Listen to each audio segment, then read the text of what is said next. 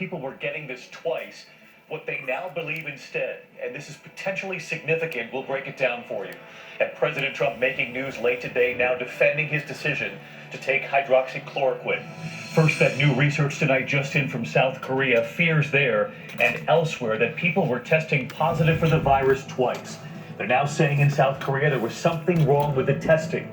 Tonight, what they now think about why those tests were coming back positive and what it means on whether those patients were infectious to others a second time.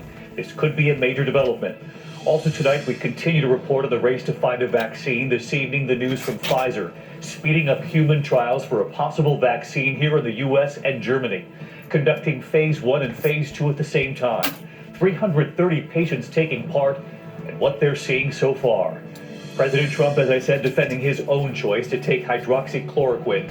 The FDA has warned Americans about the drug, saying you should only be taking it for COVID-19 if you're in a hospital or in a clinical trial. So why is the president taking it? His reasoning late today, and the vice president, is he taking it? What he's now saying. Reopening America, all 50 states expected to ease restrictions by tomorrow. We have new reporting tonight on the 21 states opening weeks ago. What's happened there? And tonight, the new CDC study tracing a cluster of infections in a church and what it says about gatherings and close proximity to others as we reopen the country. News on that dangerous condition affecting children, 25 states now reporting cases. The fourth death now, authorities say a 15-year-old in Baltimore. The familiar symptoms, and we'll go down the list, and what authorities are now saying tonight. There is news this evening in the Ahmaud Arbery case, the African-American who was shot and killed while jogging. Tonight, 2 prior videos now surfacing, Arbery and interactions with police, and what the lawyer says they show. And we all remember the late Senator and astronaut John Glenn. News tonight on his wife and the virus. This is ABC World News Tonight with David Muir. Good evening, and it's great to have you with us here on a Tuesday night. And like every other night, there is so much to break down for you. Tonight, that reinfection. So I think taken together, that is encouraging. It felt like what I thought was one of the worst flus I had ever had. Back in early February, Erin Kirk Evans, her kids and husband, all became very sick. Now, after recently testing positive for the antibodies, she knows it was COVID-19, which means she could have some protection. It just felt like this empowering feeling that I can no longer live in the fear of it and the uncertainty of what it's going to do to my body or my kids or my husband. In South Korea, the findings have convinced health experts to loosen some quarantine restrictions. NBC's Kelly Kobiea is in Seoul. They're greeting this new report here with optimism. It means officials will no longer require recovered COVID patients to test negative before being released from quarantine. And it comes just as high school seniors are headed back to school for the first time in weeks.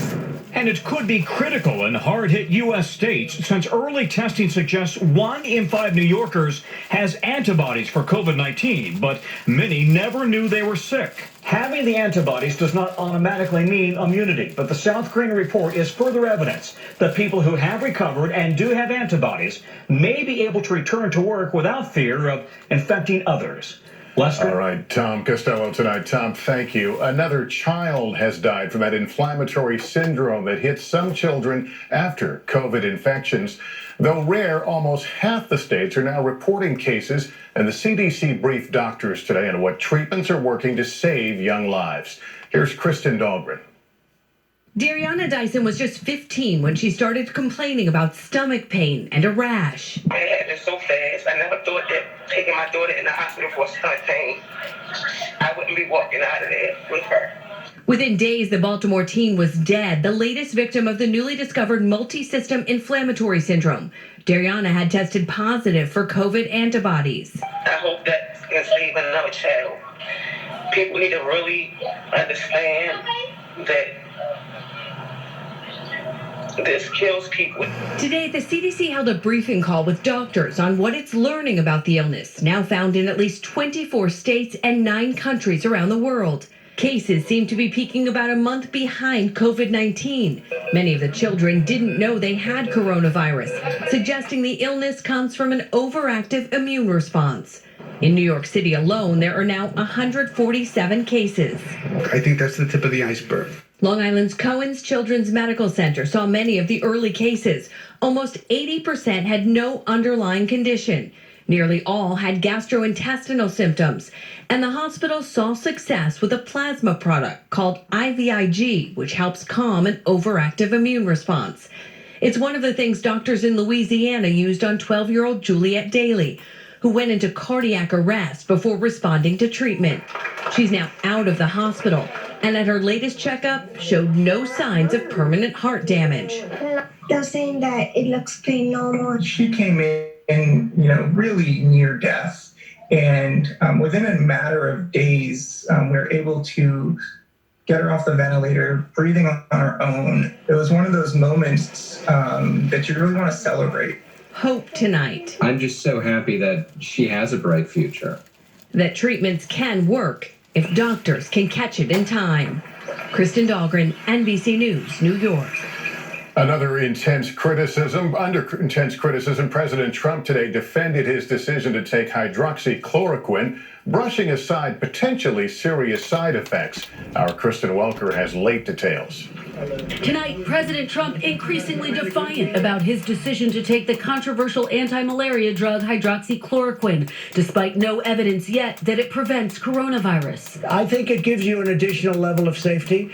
But you can ask, many doctors are in favor of it. Many frontline workers won't go there unless they have the hydroxy. A point he doubled down on later in the day. Hydroxychloroquine is used by thousands and thousands of frontline workers. But the country's largest medical association says it is not aware of any data showing frontline workers are taking the drug. The FDA has warned against using hydroxychloroquine outside of a hospital setting due to a risk of serious heart problems and in some cases even death. And similar findings in another study funded by the University of Virginia and the NIH, which used data from patients at veterans medical centers, a study which the president attacked today. They were giving it to people that were in very bad shape. They were very old, almost dead. It was a Trump enemy statement. The president's stunning revelation Monday surprised even some of his own top advisors. I happen to be taking it. Hydroxychloroquine. Taking it. Hydroxychloroquine. House Speaker Nancy Pelosi reacting.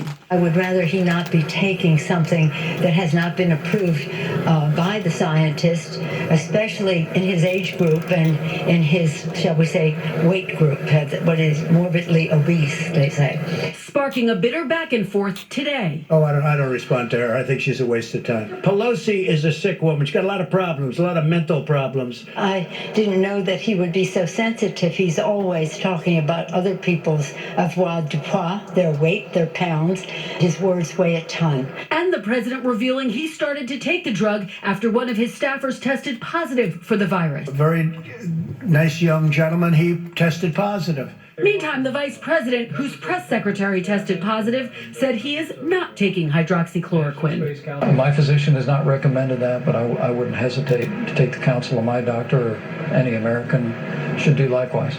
NBC's Dr. John Torres. Don't listen to other people when they tell you to take medicines like this because, again, the benefit might not be there, but the harm certainly could.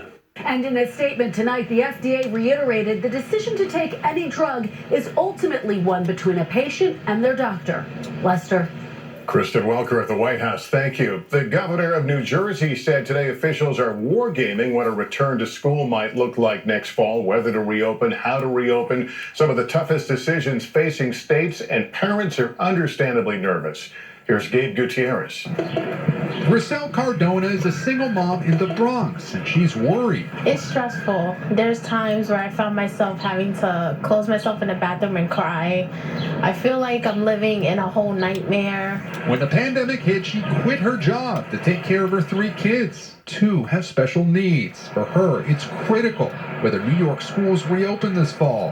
What we're worried about, especially parents with students with disabilities, is regression. Across the country, the future of K-12 education is up in the air, especially with new reports out of France, where dozens of new coronavirus cases have been linked to possible classroom exposure shortly after schools there reopen. Should schools reopen this fall? I think they should make an attempt to reopen schools, but this is all going to be dependent upon what happens in the summer and what September looks like. School districts in Minnesota and Texas will be allowed to reopen for in-person classes this summer. Kansas is planning to restart them in August. Katrina Pickens has been taking care of her 3 kids at home there. It's just very hard to put them into a schedule at home, where there's all these other distractions. Some states are considering whether to start the fall semester early to catch kids up. One Maryland lawmaker is floating the idea of year-round schooling. Many districts are scrambling to answer unprecedented questions. How do you socially distance on a bus? What's it look like in gym class? What's a choir room look like? Hopefully not like this, say New York City authorities. This Brooklyn yeshiva has now been shut down after ignoring social distancing orders. Also today, New York City announced plans for virtual summer school. About 1 in 6 students are being asked to take more online classes because many have fallen behind. Lester? Gabe Gutierrez this evening. Thanks. Tonight, Mexico is also reopening, many getting back to work there, even with growing questions about whether the COVID-19 crisis there is far more serious than authorities are letting on. Richard Engel is there. Mexico City is the perfect COVID breeding ground, overcrowded with a healthcare system already overburdened. This week, the government began reopening many businesses, but with about half the population in poverty, for many, stopping work was never an option. Today, I went to Mexico City's De Abasto market, the COVID epicenter. Guards check temperature. Many people inside are wearing masks, but with 500,000 people buying and selling here every day, social distancing is impossible. This market has never shut, and people told me it can't. It's the city's heart, soul, stomach, and wallet. Lorenzo works here 7 days a week to feed his wife and 3 children. I asked him if he's worried about the virus. Yes, but fear is better than hunger, he said. But for thousands, the forced gamble with the virus does not end well. Officially, around 1,300 people have died from COVID in Mexico City, but critics say the real number could be 3 times that. And in Brazil, the undercounting may be even higher. Wow. NBC's Bill Neely is there. Coronavirus is spreading faster here than anywhere on Earth. But health officials believe the true number of infections could be worse, perhaps 15 times worse than the official figures. Back in Mexico, the president says reopening guidelines are recommendations. Regions ultimately decide. Intervenir. It's an acknowledgement, as many supporters say, that this country must work to survive. Even as coffins are now wrapped in plastic and graves dug in waiting rows. It's hard to know the full scale of the problem here because Mexico does very little testing. Lester? Richard Engel in Mexico tonight. Thank you. In 60 seconds, what's being called the pandemic within the pandemic. Why, for some, staying at home represents a serious risk of its own. You turn 40 and everything.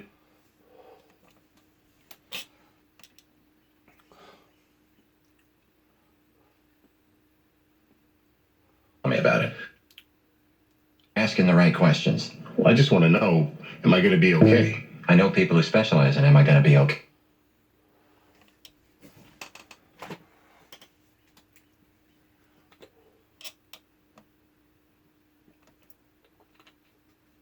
There's no doubt people that stay inside and confine themselves and become secluse like a spider inside of a hole. Eventually, by not getting sunlight and proper exercise, will cause their health to deteriorate regardless of what kind of shape that they're in.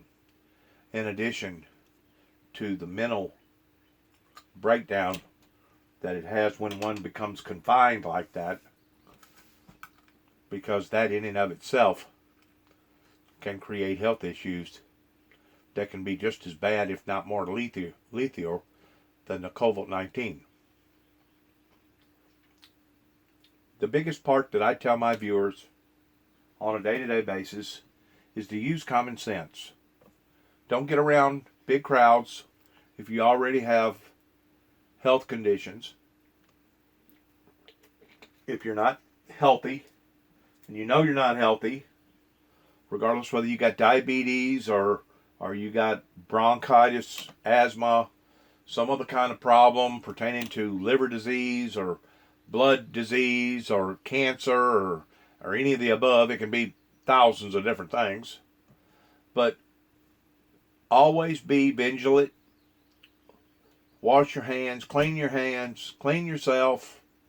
If you see somebody hacking and coughing and sneezing and you know that they're sick, get away from that person. If you're not a first responder to the point that you're trying to help people and you're only helping yourself, get away from that person. You don't have no business going into an atmosphere where people are sicker than you are. Because then is whenever it can become detrimental in one's life. So yes, it's a balancing act between staying inside, being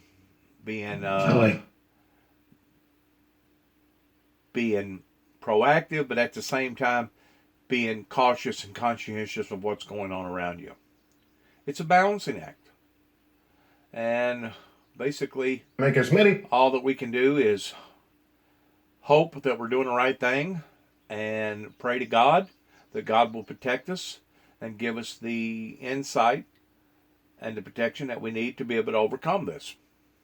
People stay home to stay safe. That can be the worst place to be for victims of domestic violence. Here's Kate Snow. Like your heart has just, someone took a huge knife and just kept carving your heart out. The pain is still so raw for Lissa Weimelt and Bill Pugh, whose daughter Maria was murdered less than 3 weeks ago. They adopted Maria as a baby from Mexico and raised her in Minnesota. Both Bill and I thought we just won the parenting jackpot.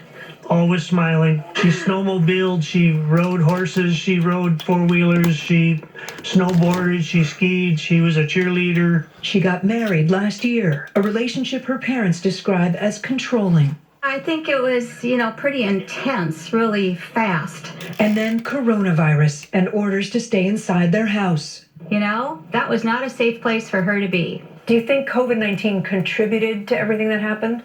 Oh, sure. It further isolated her.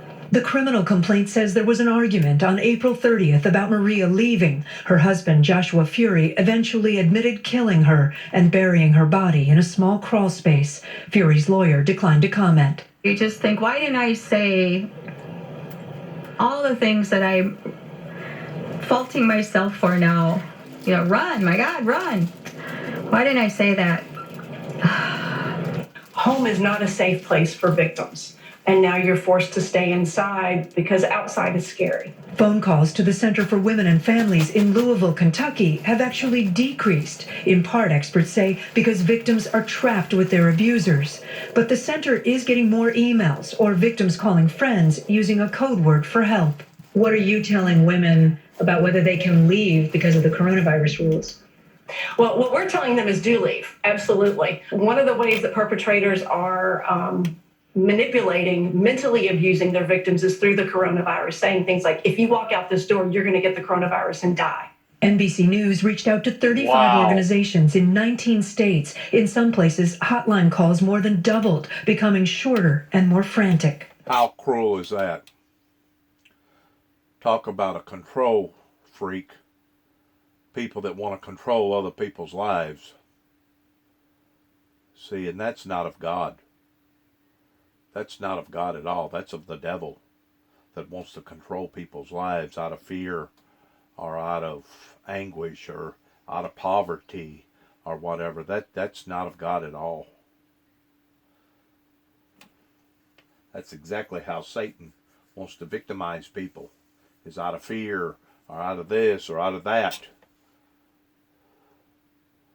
Lord, that would be absolutely horrifying to have to live in an environment to where somebody is steadily shoving it down your mouth or shoving it into your head that if you go outside, you're going to catch the disease, you're going to catch the virus, you're going to die, and the whole time they're only trying to control that person. That would be absolutely horrifying. We know COVID-19 is a pandemic, but so is domestic violence. Lissa and Bill are starting a nonprofit called Maria's Voice. And so is drug addiction. And so is alcohol addiction. And so is tobacco addiction. And so is all these other different things that people do to each other, such as such as homosexual acts and lesbian acts and sexual transmitted diseases and murders and killers and liars and thieves. All these other things are pandemics too as well. This coronavirus has only opened our eyes to the magnitude that now people are starting to realize just exactly how much of a sick society that we live in. And we're not just talking about somebody coughing and hacking and running a temperature. We're talking about people that are mentally sick, people that are spiritually sick, people that are psychologically sick, people that are just basically out of their minds to the point that they're zombies or something. We're talking about a very, very sick society that now people are becoming aware of towards high blood pressure, diabetes, cancer, heart attacks, etc., etc., etc. And now this is kind of shocking everybody off into reality and understanding just exactly how degrading that our health issues truly are here in America. To help victims. And throughout the world. And throughout the world. Not just here in America, and throughout the world. Find resources. There is something we can do. It's a call to action about domestic violence, and it's Maria's Voice. We're just parents who have a broken heart. But we can do something, and we're going to do something to stop domestic violence. Hoping to stop a pandemic within the pandemic. Kate Snow, NBC News. If you or someone you know needs help, call the National Domestic Violence Hotline at 1-800-799-7233 or go to thehotline.org. You know, a lot of people have been abused to the point that they themselves become abusive.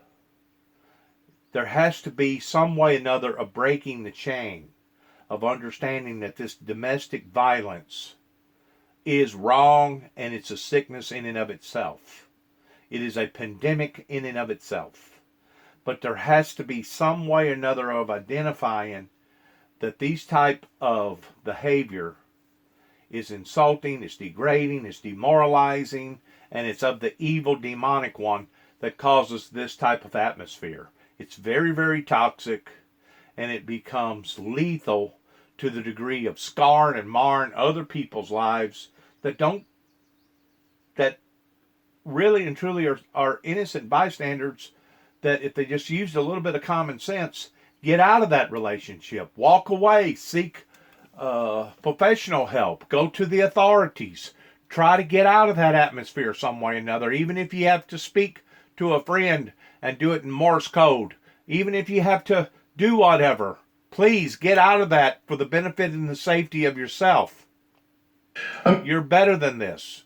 People are better than this. Amid the pandemic, there is also a troubling racial divide. Our Morgan Radford now with the new reporting from ProPublica on why the virus is hitting so hard among people of color. Dr. Feluso Fakaridi is a cardiologist on a mission. My work entails, saving limbs and saving lives. He moved to the Mississippi Delta, one of the poorest areas in the country, to stop what he says are preventable surgeries, amputations resulting from diabetes, a condition both of his parents had. Some of these patients are given an option of an amputation first strategy, and that's what we're against. Research shows amputations happen more frequently among Black patients with diabetes in the rural Southeast, often 3 to 4 times the national average. 90% of the amputations that I see are preventable. It's a crisis experts say worsened by the coronavirus. Why are we seeing such a high prevalence of COVID-19 in African American communities? Those high death rates have existed pre-COVID. COVID just expounded the problem and exposed the problem to the rest of the country. ProPublica's Lizzie Presser spent more than a month covering the crisis in Mississippi. So what we're all seeing with COVID-19 is that the patients who are most likely to be killed by the disease and severely affected by the disease are Black patients and diabetics. That's the same population that's disproportionately affected by amputation. She says more needs to be done to educate patients about their options and by the government to care for the most vulnerable, like 85-year-old Susie Robinson, the pandemic leaving her son especially concerned. So I became more protective of her. Dr. Fakaridi says patients like her deserve a chance. A chance to be taught how to eat right, how to live right. So knowledge is power. Morgan Radford, NBC News, New York. Johnson & Johnson says it will stop selling baby powder made with talc in the U.S. The company is facing thousands of lawsuits from patients who claim that talc was contaminated with cancer-causing asbestos. The company says it remains confident in the safety of its talc-based baby powder. It will continue to sell baby powder made with cornstarch. After a break, an extraordinary life and love story remembered. Can you love wearing powerful sunscreen?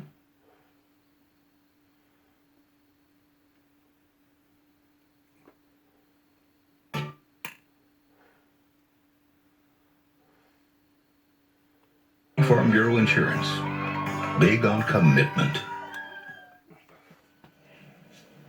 She was a witness to history, a tireless advocate, and part of a love story for the ages. Tonight, Andrea Mitchell remembers Annie Glenn. They were an all-American couple, Annie and John Glenn, the hero astronaut celebrated as the first American to orbit the Earth.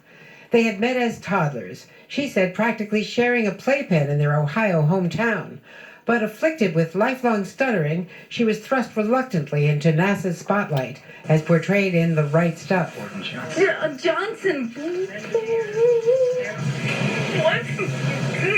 Coming to Washington as the wife of a senator, she overcame her disorder, even becoming a public speaker for the disabled, as her husband served 4 Senate terms before leaving politics. I told everybody I have given him to our country for 55 years, and I was ready to take him back as mine. But he had one more mission, going back into space at age 77 to test the effects of weightlessness on the elderly. After 73 years of marriage, Annie Glenn buried John at Arlington in 2017 on what would have been their wedding anniversary. She died today of COVID-19. Annie Glenn was 100 years old. Andrea Mitchell, NBC News. Godspeed, Annie Glenn. We'll be right back. That's another sad story. Another victim fell prey to COVID-19.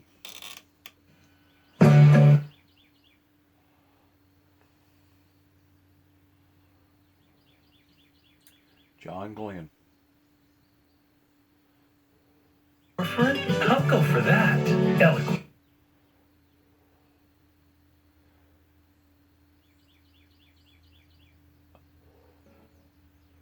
You every day. Before we go, we want you to know the latest installment of Nightly News Kids Edition is available. These pups are not letting the virus get in the way of their work to help kids feel better. We'll explain. Plus, Dude Perfect joins us with a trick shot you can try at home. Our new episode is streaming right now. And that is Nightly News for this evening. I'm Lester Holt. Please take care of yourself and each other. NBC Nightly News with Lester Holt, covering coronavirus with facts over fear. At a time of crisis, turn to the most trusted TV news anchor in America. You can find it all if you just know where to look. Shop Etsy. Find joy. He was an Army veteran, church deacon, a devoted husband to Shirley, a father and grandfather who kept his pockets full of candy for the kids. His daughter describes him as the kind of person everyone should strive to be. May they rest in peace, and may their memories be a blessing. To our viewers, thanks very much for watching. I'm Wolf Blitzer in the Situation Room. You can follow me on Twitter and Instagram at Wolf Blitzer. Tweet the show at CNN Sit Room. Aaron Burnett up front starts right now.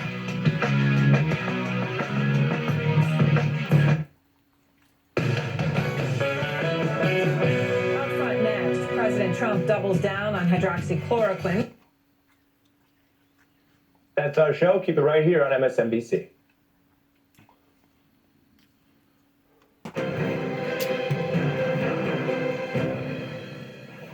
Good evening from New York. I'm Steve Kornacki. The president is going after the World Health Organization as he also continues to defend his decision to take the malaria drug hydroxychloroquine. Trump does say that he has repeatedly tested negative for the coronavirus, but now he says he is taking the drug as a preventative measure. The Food and Drug Administration says that hydroxychloroquine, quote, has not been shown to be safe and effective for treating or preventing COVID-19. And the agency specifically cites, quote, a risk of heart rhythm problems in coronavirus patients. Now the president is suggesting that the available evidence of the drug's negative effects is flawed. Here's how he answered a question about the FDA's guidance earlier today. The FDA warned that hydroxychloroquine would cause serious side effects, especially health with heart. Yeah. Why is it okay for you to promote the use of this drug when you're not a doctor and health experts are working? Well, I've worked with doctors, and if you look at the one survey, the only bad survey, they were giving it to people that were in very bad shape. They were very old, almost dead. It was a Trump enemy statement. A few hours later, the president confirmed that he is disputing a study of hydroxychloroquine that was conducted at a veterans hospital last month.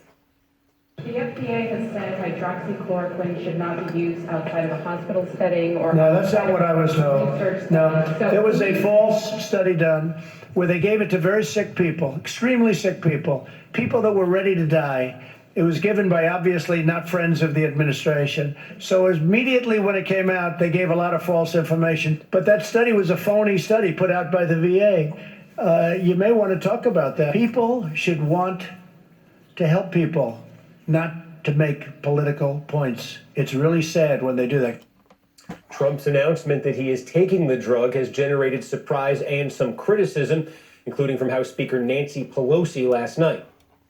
He's our president, and I would rather he not be taking something that has not been approved by the scientists, especially in his age group and in his, shall we say, weight group, what is morbidly obese, they say. So I think that it's not a good idea. Meanwhile, today, President Trump also escalated his war with the World Health Organization, threatening to make a pause in funding permanent unless, he says, the WHO commits, quote, to major substantive improvements within the next 30 days. In a letter last night, the president alleged that the WHO delayed an emergency declaration at China's behest, and he criticized the organization for repeating Chinese claims that the virus could not be transmitted between humans, and for a statement praising China's transparency in the early days of the pandemic. For more now, I am joined by Dr. Kavita Patel, physician fellow at the Brookings Institution, Peter Baker, New York Times chief White House correspondent, Ben Rhodes, former deputy national security advisor under President Obama, and Noah Rothman, Commentary Magazine associate editor. Thanks to all of you for being with us. Peter, let me start with you on the news coming out of the White House when it comes to the president and this drug, hydroxychloroquine. You heard those comments that he's making today. Have we learned anything more in the past 24 hours since he first made this announcement about the circumstances under which he began taking this? We had those reports a week or two ago about people in his circle who had this coronavirus. Have we learned anything more about the circumstances under which he started taking it and the reaction of folks around him in the White House to this news? Yeah, it's clear he started taking it around the time his personal valet first tested positive within a couple of days, within a day or two. The vice president's press secretary also tested positive. And the White House began instituting new protocols at that time. One of the things that the president didn't tell at least some members of his staff was that he began to take this hydroxychloroquine. The number of them were surprised yesterday to hear the president say that. That was something that they themselves had not been told. In fact, there has been some curiosity as to whether he really is, in fact, taking it or not. But assuming he is, and that's what his doctor says, Dr. Conley, the White House physician, put out a statement saying that, in fact, he had consulted with the president. And he sort of suggests that he agrees with the decision, doesn't directly say that he prescribed it or that he, recommended it, but said that he will be monitoring carefully and that, that the president has, in fact, continued to test negative in these daily tests he's been taking, and that he's asymptomatic. But, I thought it was a very revealing clip that you just showed where he says basically that the one study he's citing from the VA must have been made by Trump enemies. I think that's very revealing about his mindset. If anybody puts forward information that contrasts with what he believes and what he thinks is right, automatically they're consigned to the Trump enemy list. It must be that they have something against him, as opposed to being doctors who are trying to get the best information that they can get. Yeah, so Dr. Patel, take us through what we know, and if there are still outstanding questions, if there are any still outstanding questions about this drug and its potential use when it comes to hydroxychloroquine. The president is saying this study on veterans, he seems to be saying they were in bad shape health-wise, otherwise, therefore that discounts the value of this study. What exactly is sort of the body of knowledge when it comes to this drug and this condition? Sure, Steve. And here's what we know. There's actually been more than just that VA study. That VA study that the president is citing certainly showed excess mortality, even with people who used hydroxychloroquine. And it wasn't just frail elderly veterans, but it was generally severely COVID-affected veterans. So we took from that science, at least, that we should not be using this drug, particularly in people with COVID infections that are of a severe nature. But there was an even larger observational study, Steve, that showed it was neither of any benefit, and there was question about its harm. So it did open the door to say we need to study this drug more. And in fact, there are ongoing trials, including some trials to look at whether or not healthcare workers who are highly exposed to coronavirus could actually take this drug as part of a prophylaxis. So there are ongoing clinical trials that have in its place controls and ways to protect patients, and that's really the limitation. Another concerning point that we know, Steve, that is not getting enough discussion is that there are legitimate reasons to take this drug. The FDA did approve this drug, not just for malaria, but for lupus, rheumatoid arthritis. And unfortunately, you can actually track this in numbers of prescriptions and internet searches. Once the president started talking about this drug, there was a run for prescriptions, even in people who didn't have coronavirus. And it created a shortage for the people who actually need it and for which it's prescribed. Yeah, let me just ask you, too. We know the president apparently got his physician in the White House to prescribe this. Is this something that would commonly happen if a patient out there somewhere in the country went to their doctor and said, look, I don't have coronavirus. I was around folks who did, though. I'm worried. I would like to take this thing preventatively. Will you prescribe it? Would it be common for a doctor to say, yes, I'll write the prescription? No, and I mentioned that there was an uptick in prescriptions because obviously we do have some doctors prescribing them.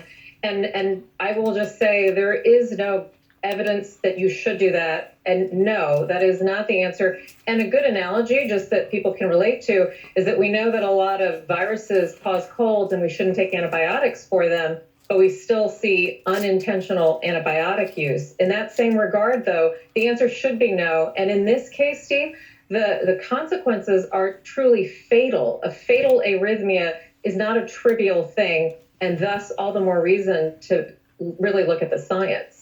I want to get to this issue we mentioned, too, the president going after the World Health Organization today, saying that this pause on funding that he instituted would be made permanent if he does not get reforms from the World Health Organization. And Noah and Ben, I want to both bring you in on this because there seem to be two different questions here.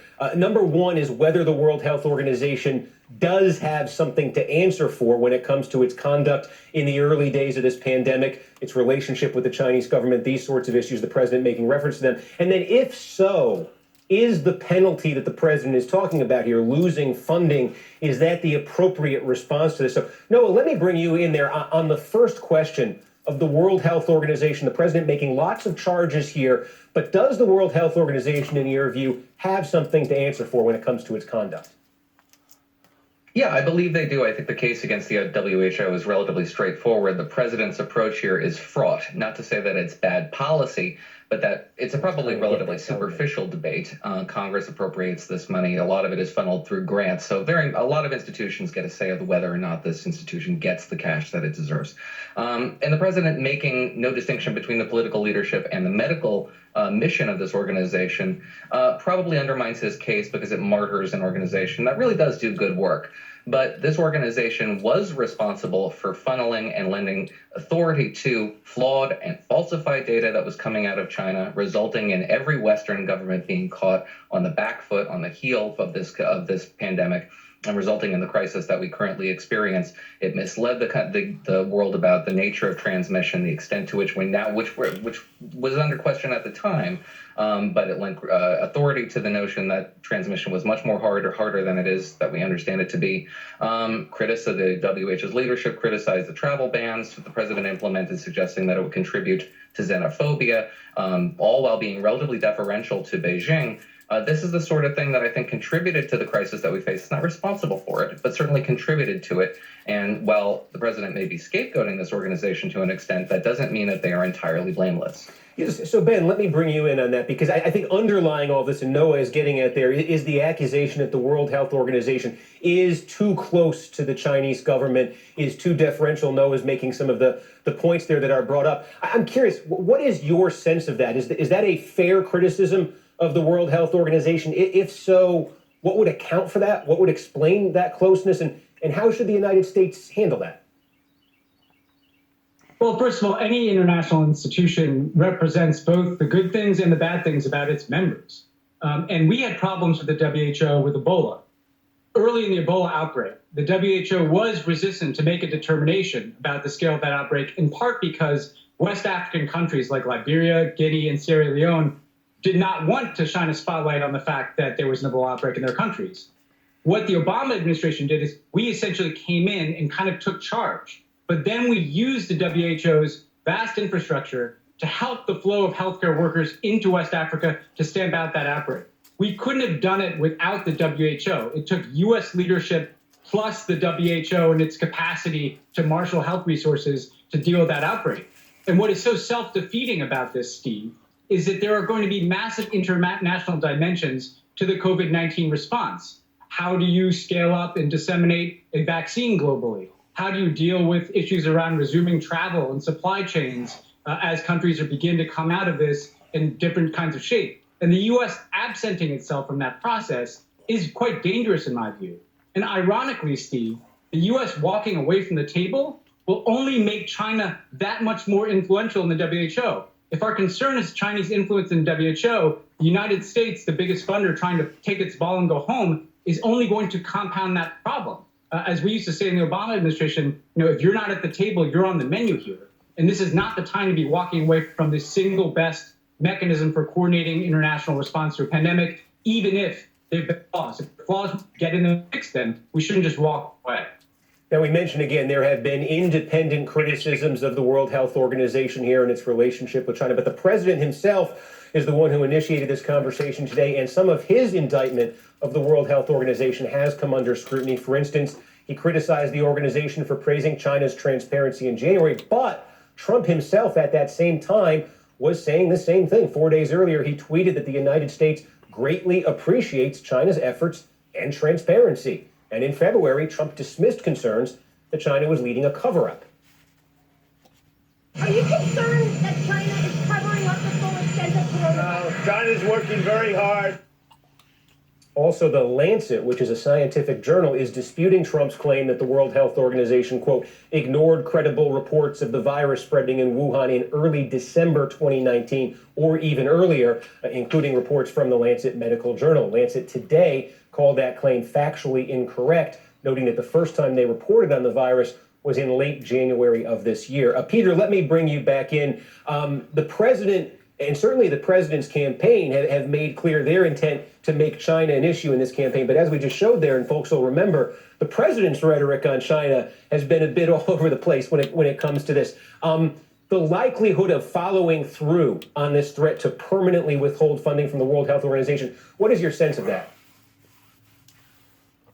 Well, I think he might follow through on it. I think that he's shown his distaste for international organizations from the beginning of his presidency, whether it be NATO, whether it be the World Trade Organization, whether it be, the various international accords that Ben's administration negotiated that the president pulled out of. So it's not outside the realm of possibility that he would in fact permanently pull out that funding. On the other hand, look, he uses a hammer to try to achieve through negotiations what other presidents have done, with quieter diplomacy. And sometimes that has, achieved goals that he wants.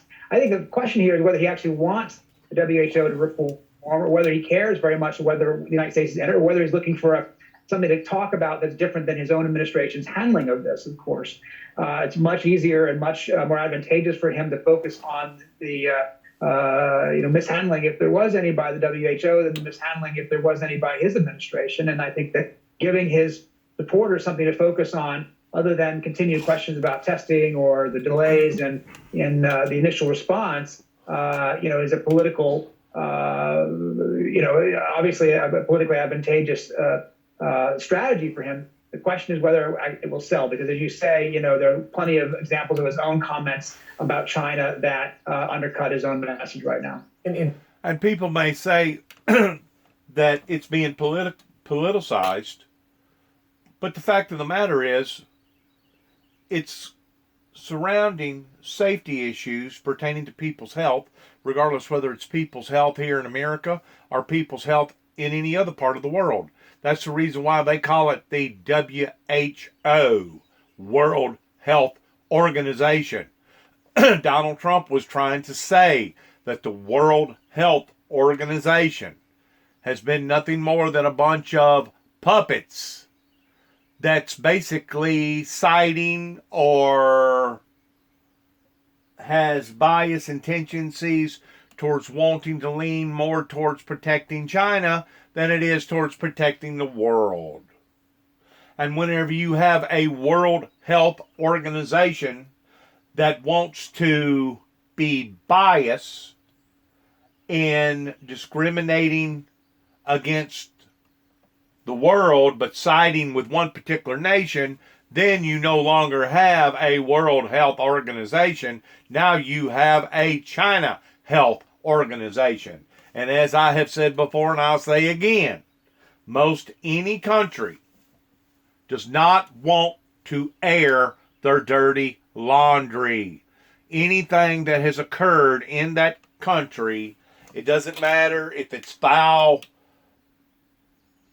poisonous water, contaminated water like up in Flint, Michigan, or if it's the poisons that the farmers are dispersing onto the crops that's causing cancer, or a government cover-up such as what went on out in Oklahoma City, Oklahoma, and other cover-ups that has occurred here in America. No matter what country it is, I don't care if it's Venezuela or Canada, no country wants to own up to their dirty laundry. I think it hasn't been too long ago to where they had a massive fire up in Canada that literally just scorched a whole town. And I think it was started over a railroad derailment where this railroad turned over and it started this massive, huge fire. Well, you didn't hear a whole lot about that now, did you? I mean, these areas that hits the hot spot pertaining to the big mic on the media ordinarily are here today and gone tomorrow, and they don't want to be talked about any further. It was a mistake, it was an oversight, it was this, it was that. But the fact of the matter is, the World Health Organization failed the world. And that's what Donald Trump is trying to bring to the table in acknowledging the transparency was not where it should have been in alerting not only America but the rest of the world pertaining to the severity of the COVID-19, the coronavirus pandemic. That's the bottom line. Whether or not they done it intentionally, Rather not they done it unintentionally, rather not it was gross negligence, rather not it was done out of some sort of malice, motive. We have yet to discover the truth and may not never discover the truth. Similar towards other situations that has occurred that we know that was out of proportion or out of alignment or just did not, the numbers just did not tally up. We just know this, that the consequences involving what the World Health Organization did not do is obvious whenever you have this massive amount of people, soon to be 100,000 people, that has perished, that has become deceased, that has basically been euthanized from society since COVID has come into an existence long about December 2019. That's whenever it started sticking and rearing its ugly head out over in China. There's no doubt mistakes was made. I don't know if they was made intentionally or non-intentionally, pertaining to China not closing down its border, not closing down its international airport, and not bringing transparency to the problem quick enough, and not allowing for American scientists to come over there and study the problem themselves. There's no doubt there's a lot of question marks here that still has yet to be answered. That's why Donald Trump is basically using a hammer, a sledgehammer, in identifying that there was a problem here with World Health, because we are one of the leading